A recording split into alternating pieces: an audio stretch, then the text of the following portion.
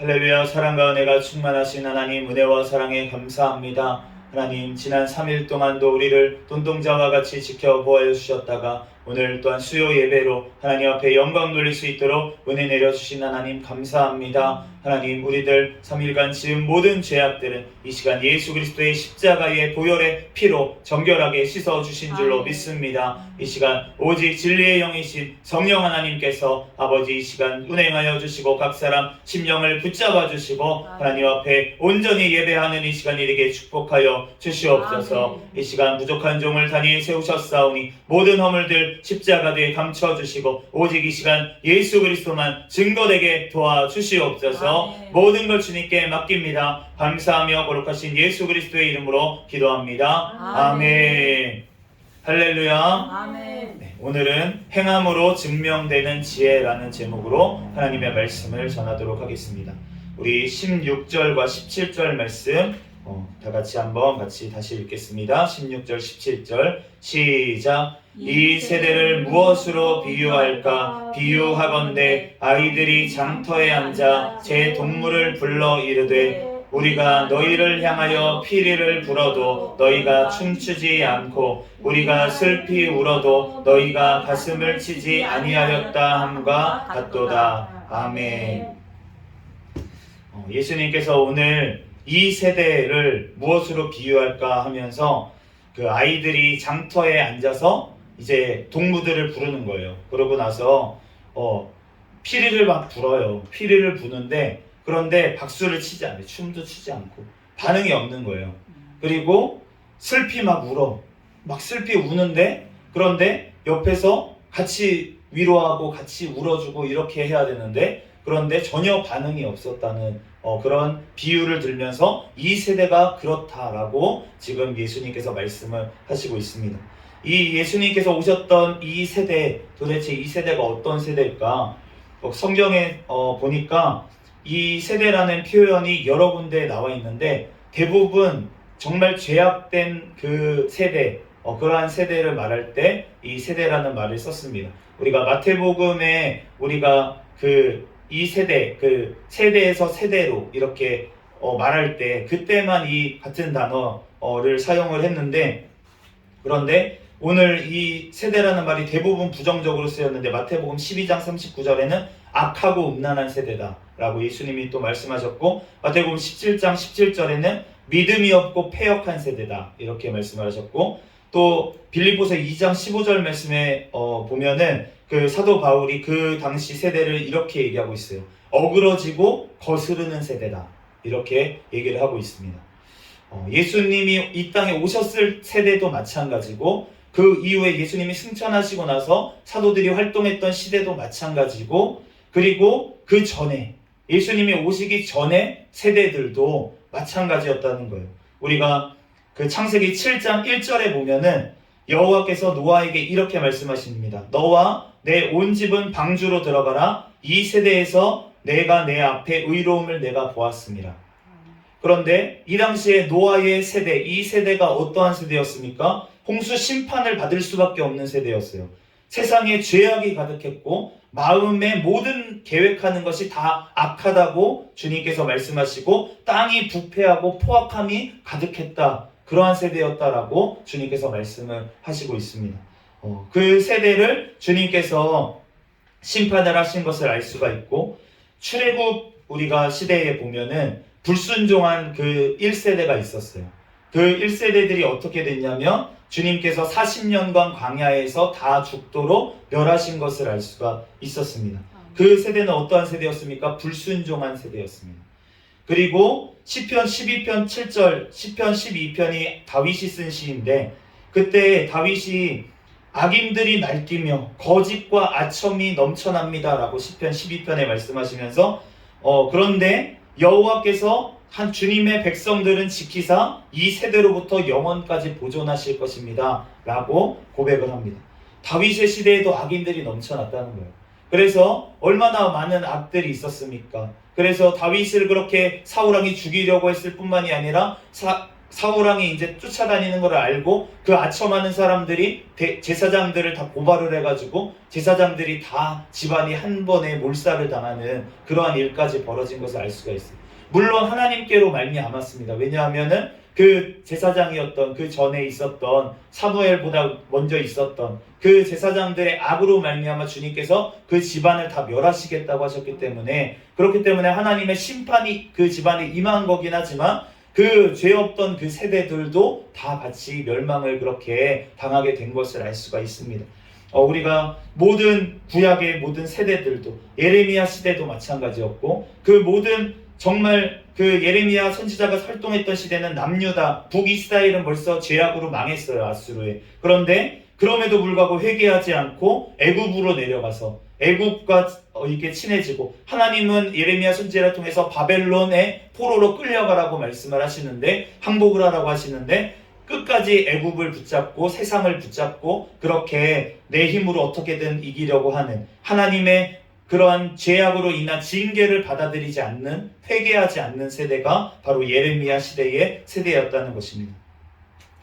예수 그리스도께서 이 땅에 오셨을 때에도 이 세대가 마찬가지로 예수님의 복음 전도, 예수님이 누구십니까? 하나님의 아들이신데 하나님의 아들의 전도를 듣고도 회개하지 않고, 그 지혜의 근원이신 예수님의 말씀을 듣고도 깨닫지 못하는 세대가 바로 그 예수님의 세대였다는 거예요. 마태복음 12장 41절에서 42절에 심판 때에 니느웨 사람들이 일어나 이 세대 사람을 정죄하리니 이는 그들이 요나의 전도를 듣고 회개하였음이거니와 요나보다 더 큰 이가 여기 있으며, 심판 때에 남방 여왕이 일어나 이 세대 사람을 정죄하리니 이는 그가 솔로몬의 지혜로운 말을 들으려고 땅끝에서 왔음이거니와 솔로몬보다 더 큰 이가 여기 있느니라. 니느웨를 회개시켰던 그 요나보다도, 그리고 그 지혜의 왕이었던 솔로몬보다도 더 지혜롭고 더 하나님 앞에 크게 쓰임받는, 그 하나님 앞에 쓰임받는 게 아니죠. 하나님 그 자체이신 예수님께서 이 땅에 오셨는데, 그런데 예수님의 말을 듣지 않고 순종하지 않았고 회개하지 않았다는 거예요. 그러니까 그 니느웨에 회개했던, 요나의 전도를 듣고 회개했던 그 니느웨 사람들, 그리고 그 솔로몬의 말을 들으려고 멀리서부터 왔던 그러한 사람들, 그 사람들이 정죄할 것이라고 심판 때에, 그렇게까지 이 세대가 악한 세대라고 그렇게 말씀을 하신 것입니다. 예수님의 이 악한 세대가 얼마나 악한 세대였냐면 바로 예수 그리스도의 피를 흘리게 되는 세대, 하나님의 아들을 십자가에 못 박는 세대가 바로 이 세대였습니다. 고린도전서 2장 8절에 이 지혜는 이 세대의 통치자들이 한 사람도 알지 못하였나니 만일 알았더라면 영광의 주를 십자가에 못 박지 아니하였으리라. 그 시대의 통치자들까지도 예수님을 알아보지 못하고 십자가에 못 박게 내주었다고 그렇게 증거하고 있습니다. 그렇기 때문에 우리가 이처럼 악한 세대, 지금은 다릅니까?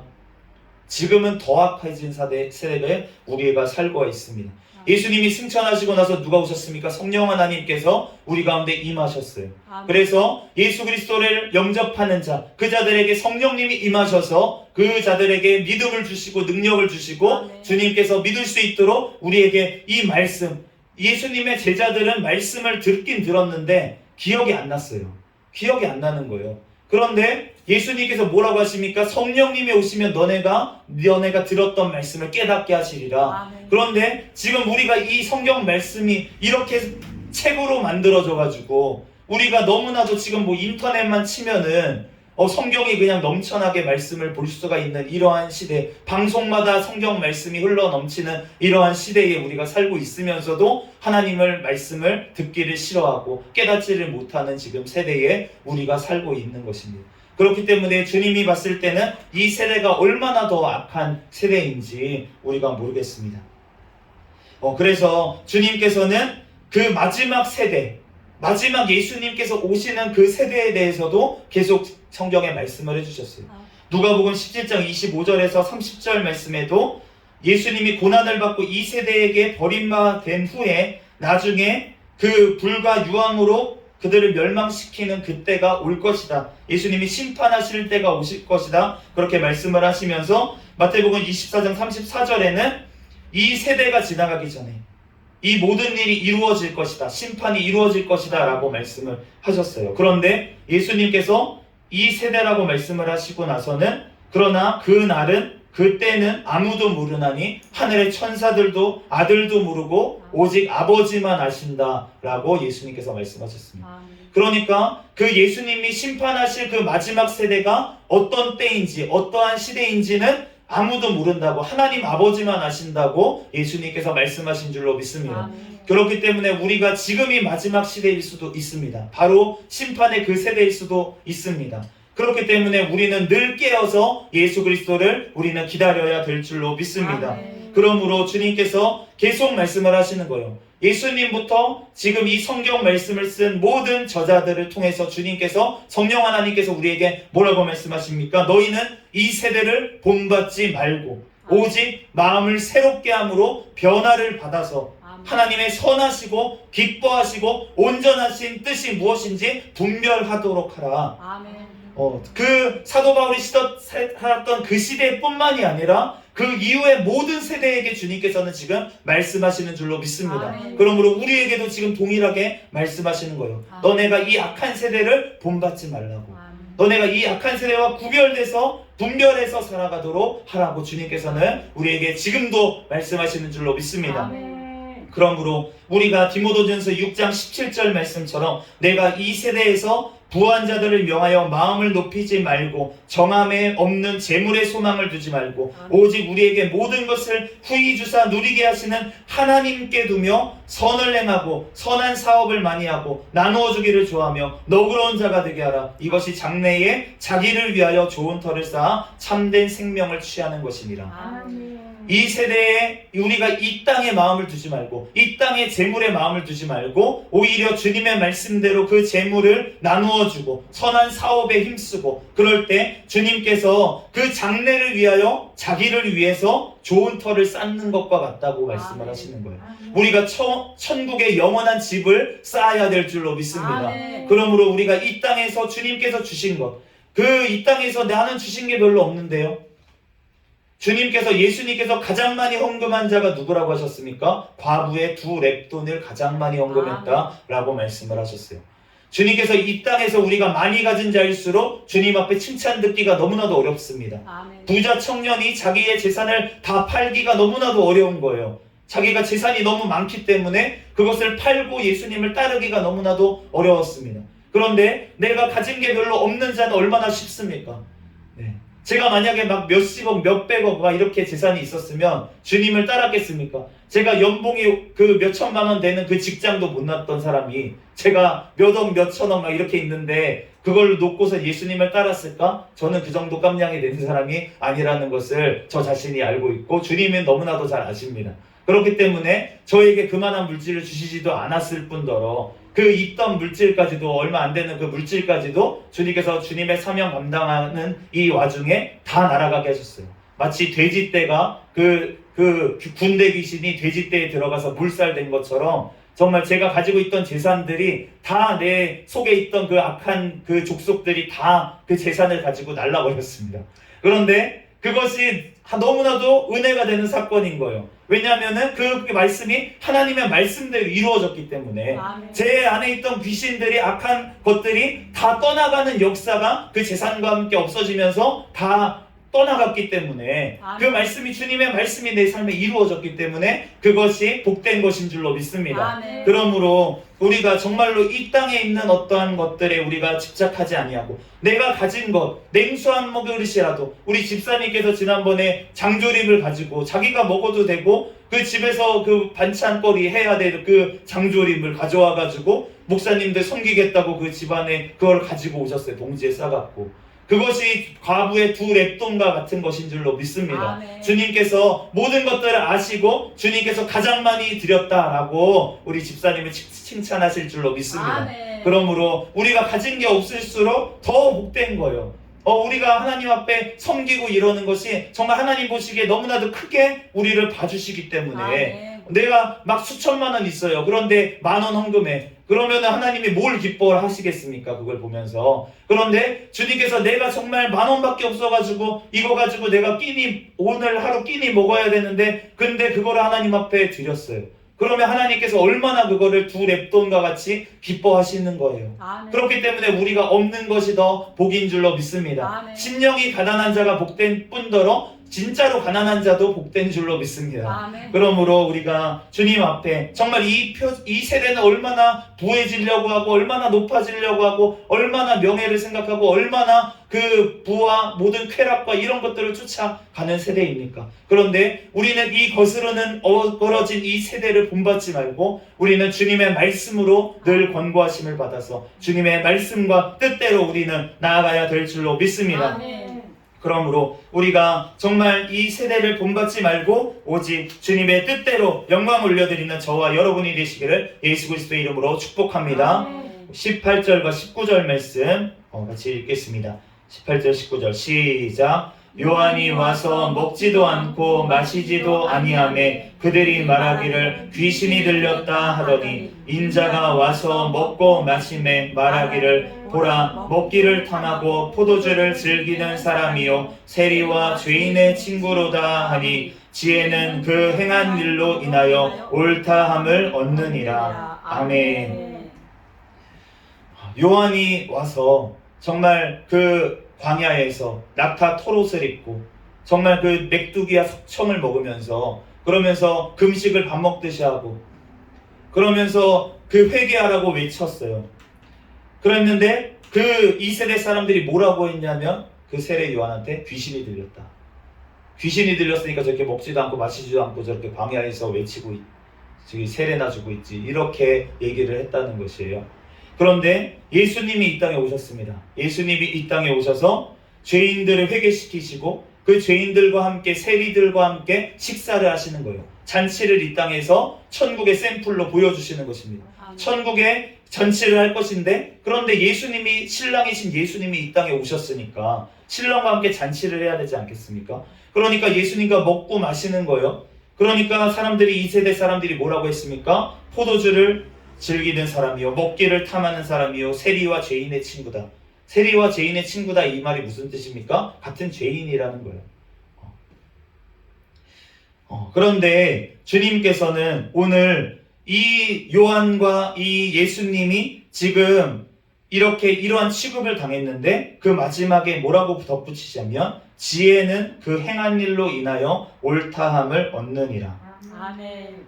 우리가 하나님의 나라는 말에 있지 아니하고 능력에 있는 줄로 믿습니다. 아멘. 그 능력이 바로 행하는 것이 능력인 줄로 믿습니다. 아멘. 그렇기 때문에 요한이 행한 것은 무엇입니까? 마태복음 지금 11장을 보고 있는데 11장 10절에 보면은 경건하게 살면서 회개하라고 외치면서 세례를 베풀면서 예수 그리스도 오실 길을 예비했어요. 그리고 예수님께서 하신 일은 무엇입니까? 죄인들의 친구가 되셔서 맹인을 보게 하시고 못 걷는 사람을 걷게 하시고 나병한 자를 깨끗하게 하시고 못 듣는 자를 듣게 하시고 죽은 자를 살리시고 가난한 자에게 복음을 전파하시고 결국에는 예수님이 무엇을 하셨습니까? 십자가에 자기 몸을 내주시고 부활하셨어요. 히브리서 4장 15절 말씀에 우리에게 있는 대제사장은 우리의 연약함을 동정하지 못하실 이가 아니요 모든 일에 우리와 똑같이 시험을 받으신 이로되 죄는 없으시니라. 아멘. 예수님께서 이 땅에 오셨을 때 동일하게 우리와 똑같은 몸으로 이 땅에 오셨습니다. 예수님이니까 좀 다르겠지. 예수님이니까 뭔가 좀 강건하겠지. 예수님이니까 아픔을 못 느끼겠지. 아니라는 거예요. 똑같이 우리와 같이 고통을 느끼고 우리와 똑같이 유혹을 받고 우리와 똑같이 시험에 들 수 있는 그러한 모습으로 이 땅에 오신 줄로 믿습니다. 아멘. 그런데 예수님은 우리와 다른 점이 딱 한 가지가 있었는데 바로 그것이 무엇이냐면 죄가 없으시다는 거예요. 아멘.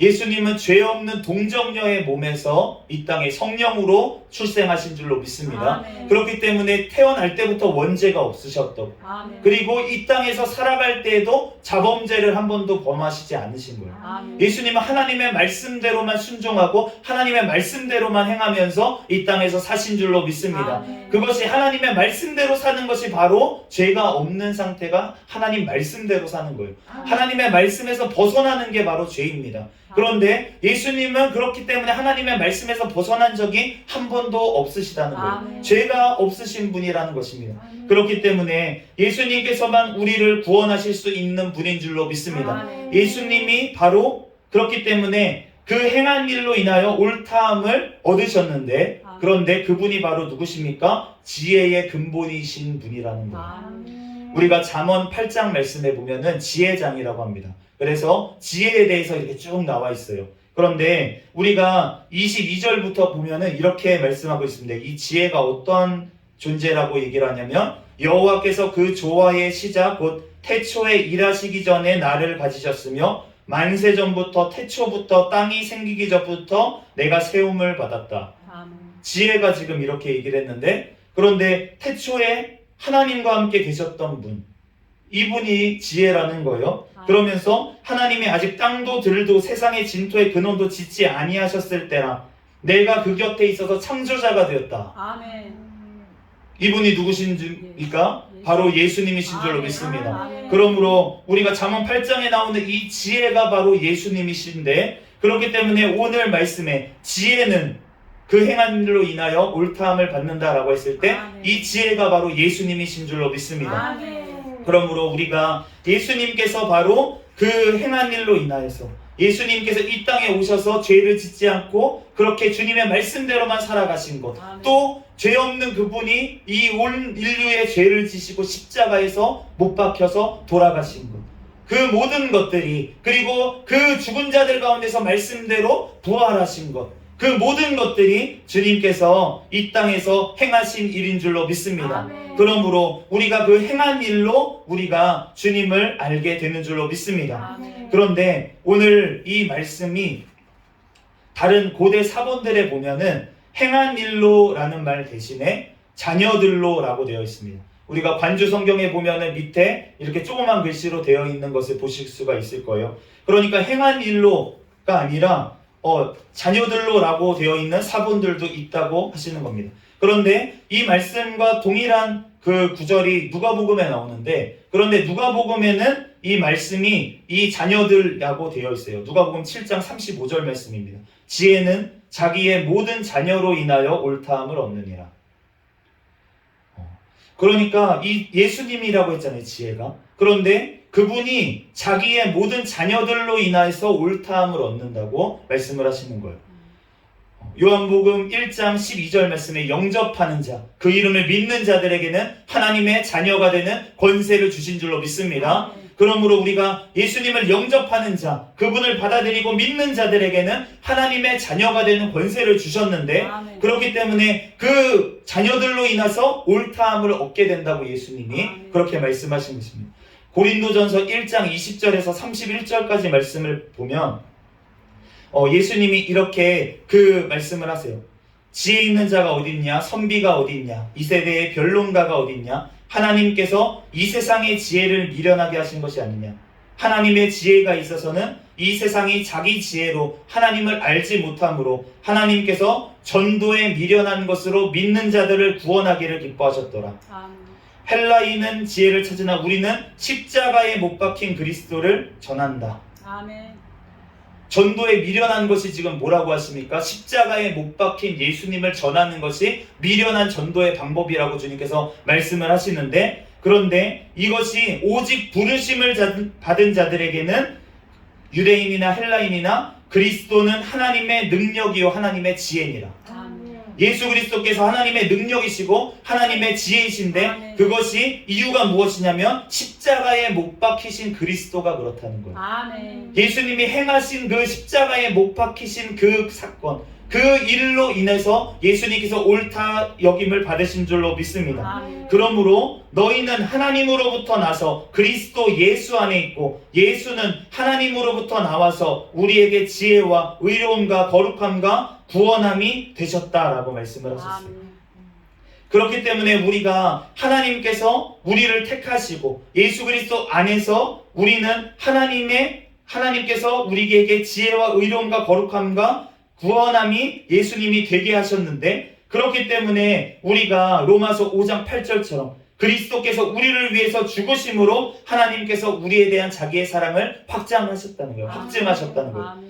예수님께서 우리를 위해서 죽으신 것이 바로 예수님이 행하심으로 우리의 사랑을 드러내신 줄로 믿습니다. 아멘. 그런데 그렇게 우리가 예수님의 사랑으로 구원받은 자들, 하나님을 영접하고 예수 그리스도를 영접하고 믿은 자들, 그 자들이 하나님의 자녀가 되고 나면 어떻게 된다고 하시냐면 고린도전서 15장 12절에서 20절에 이렇게 말씀하십니다. 그리스도께서 죽은 자 가운데서 다시 살아났다고 전파되었거늘 너희 중에 어찌 어떤 사람들은 죽은 자 가운데 부활이 없다 하느냐. 하나님이 그리스도를 다시 살리셨다고 우리가 증언한다. 우리가 무엇입니까? 지금 사도 바울과 이 예수님의 제자들이 예수님께서 죽은 자들 가운데서 다시 살아나셨다고 증언하고 있다고 얘기하신 줄로 믿습니다. 아멘. 그리스도께서 죽은 자들 가운데서 다시 살아나사 잠자는 자들의 첫 열매가 되어주셨다고. 그러므로 그리스도께서 다시 살아난 일이 없으면 너희의 믿음도 헛거고 너희는 여전히 죄 가운데 있다고 그렇게 말씀하시는 거예요. 그러므로 우리가 정말로 예수 그리스도로 말미암아 믿고 영접한 자, 하나님의 자녀가 된 자들은 예수 그리스도 그 죽은 자, 십자가에서 죽으시고 죽은 자들 가운데서 부활하신 예수님을 증거하게 되는 줄로 믿습니다. 아멘. 그러므로 지혜가 자기의 모든 자녀들로 인하여 옳다함을 얻느니라. 아멘. 예수님께서 자기의 모든 자녀들로 인하여 예수님이 오르십니다. 십자가와 부활이 오르십니다. 라고 우리가 증거하게 되는 줄로 믿습니다. 아멘. 그러므로 예수님께서 먼저 자기가 행하심으로 말미암아서 옳다함을 얻으셨기 때문에 그 십자가와 부활로 말미암아서 우리가 구원받은 우리의 하나님의 자녀가 된 우리들도 예수 그리스도를 증거함으로 말미암아 예수 그리스도가 옳다고 우리는 세상 가운데 증거하게 되는 줄로 믿습니다. 아멘. 그러므로 우리가 참 지혜이신 예수께서 십자가에서 죽으시고 부활하시는 행함으로 자신을 증명하셨습니다. 아멘. 그러므로 믿음의 자녀된 우리들도 예수 그리스도의 십자가와 부활을 증거하며 그의 참 증인의 삶을 사는 우리가 되기를 예수 그리스도의 이름으로 축복합니다. 아멘. 주님께서 우리를 증인으로 삼아 주셨어요. 우리가 부활하신 그 예수님을 영접하고 우리는 이제 이 세상 가운데 예수님을 증거하는 삶, 우리가 너희에게 성령이 너희에게 임하시면 너희가 권능을 받고 예루살렘과 온 유대와 사마리아와 땅끝까지 이르러 내 증인이 되리라 라고 말씀을 하셨습니다. 아멘. 우리는 예수님을 믿고 나면 성령님께서 오시고 나면 당연히 증인의 삶을 살게 되는 줄로 믿습니다. 아멘. 우리들 성령님의 능력이 힘입을 때까지, 힘입을 때까지 우리들이 모여서 부르짖어 기도하며 인내하며 기도할 때 주님께서 우리에게 능력을 주시고 우리에게 증인이 되는 삶으로 나아가게 주님께서 우리를 인도하시고 이끌어 가실 줄로 믿습니다. 아멘. 우리를 통해서 예수 그리스도가 오름을 이 세상 가운데서 이 세대 가운데서 드러나게 하실 줄로 믿습니다. 아멘. 잠시 기도하고 말씀 마치겠습니다.